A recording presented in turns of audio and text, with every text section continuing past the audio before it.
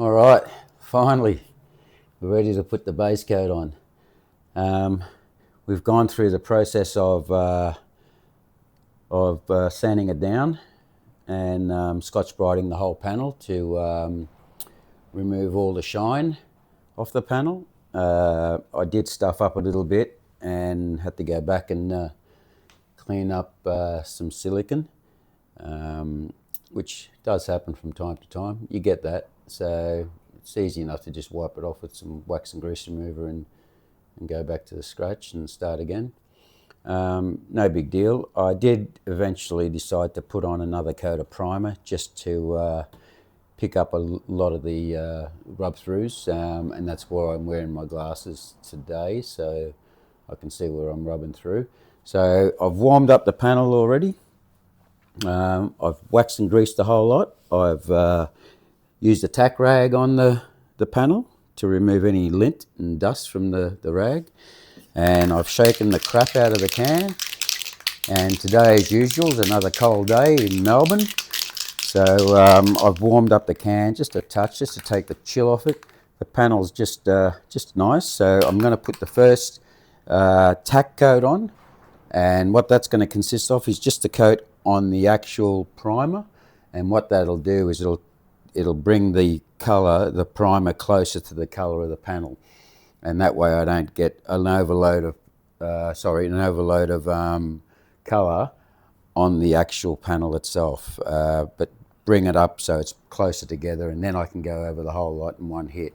So first of all, the tack coat, just a light coat. Hopefully this time I don't get any silicone.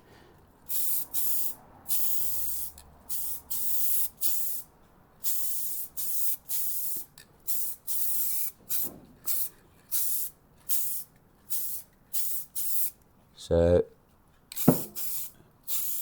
that's all you really need for the time being. I'm just going to warm that up because, as I said, it is a cold day. Just bear with me.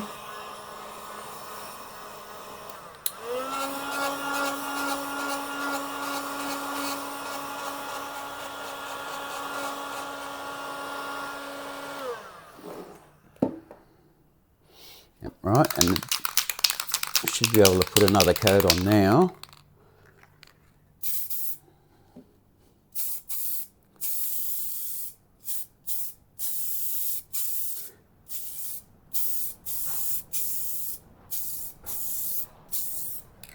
Now just bear in mind, when you're doing this, try not to overload the base coat excuse me, in one hit. You're not trying to get it all covered in one hit, you're just trying to layer it on, and eventually the next coat will pretty much match that colour, and then you can go over the whole area and blend it in. What we're going to try and do is also not go too far up the edge there, because we don't want to go edge to edge with the bonnet and the actual guard. We'll clear the whole lot, but with the colour we'll try and stop here with a line in and just blend it in. So when you look at the car, if the colour's slightly off, it's not that easy to pick, because you're on an actual a line. Okay, just carefully read the instructions on these cans. It states here a distance of about 25 centimetres and also about 5 minutes between coats. You might need about 2 or 3 coats. It's probably about 3 or 4 coats on this to cover on the actual primer area, and the rest of it won't need much at all. But here we go. We'll just I've given it 5 minutes. Let's go again. We can go a little bit heavier this time.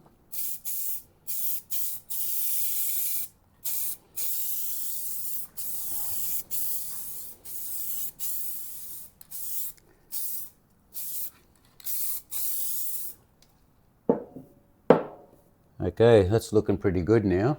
What I'll do is I'll give it another 5 minutes, and then I'll proceed to go over a little bit, expand the spray area a little bit further till the colour all blends in. As you can see, the colour match is pretty good.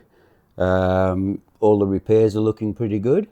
The idea of going light with metallic is so you don't get any blotchiness, and you want the metallic to sit up properly. If you go too heavy, you'll lose your metallic, and you'll have a nasty looking, not a very good job. So just go by that and you'll be fine. All right, we've given it about 5 minutes flash off time. Just be patient with this kind of job. You've gone to all the trouble of doing this. You don't want to rush it now. So just take your time. As you can see now that the colour where the primer was and the repair was is starting to closely match the colour of the actual rest of the panel.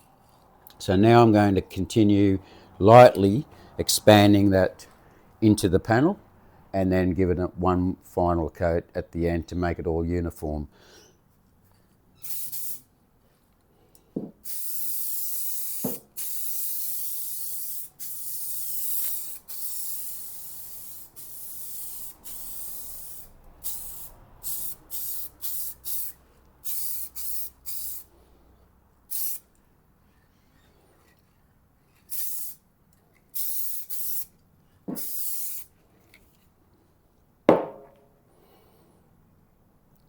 Now you can see that after that third coat that the repair and the guard is pretty well matched.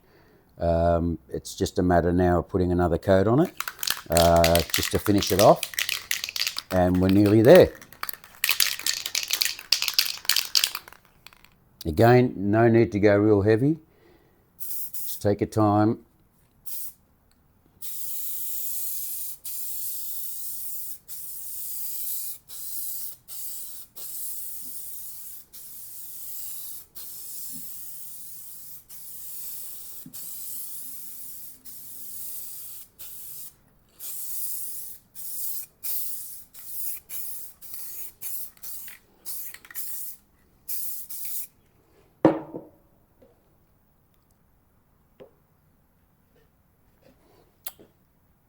Looking good.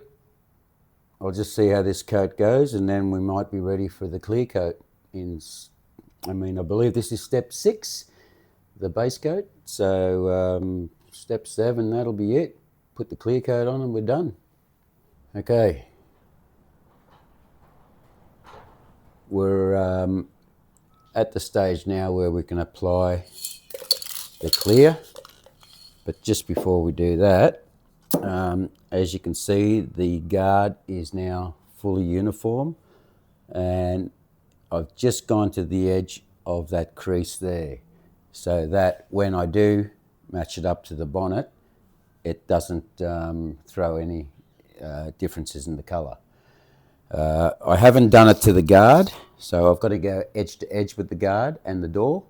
So in a lot of cases, I would have stopped the paint around here and blended it into the edge of the guard, and so if there was a slight difference in the match, it wouldn't show up as much. All right, so now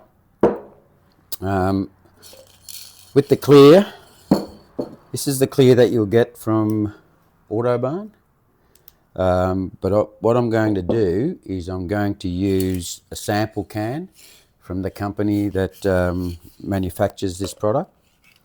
Now I use this sample approximately 6 months, maybe 8 months ago. It's still liquid in the can. I've shaken it and I've cleaned the nozzle. Now the little trick that I use is I put the nozzle in a little jar of thinners after I've used it, and that just keeps it clear and unblocked. So when you go to use it again, just pull out the nozzle, give it a blowout, wipe down, and then you can just pop it on there and hopefully it works. 99% of the time it should work. But what I do now is, this is dry.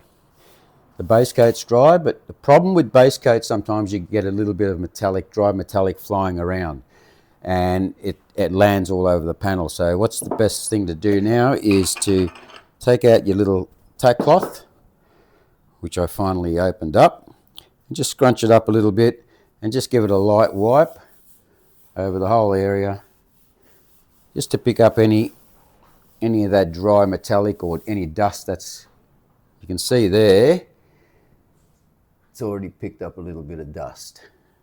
So take that off and you won't have a problem later on.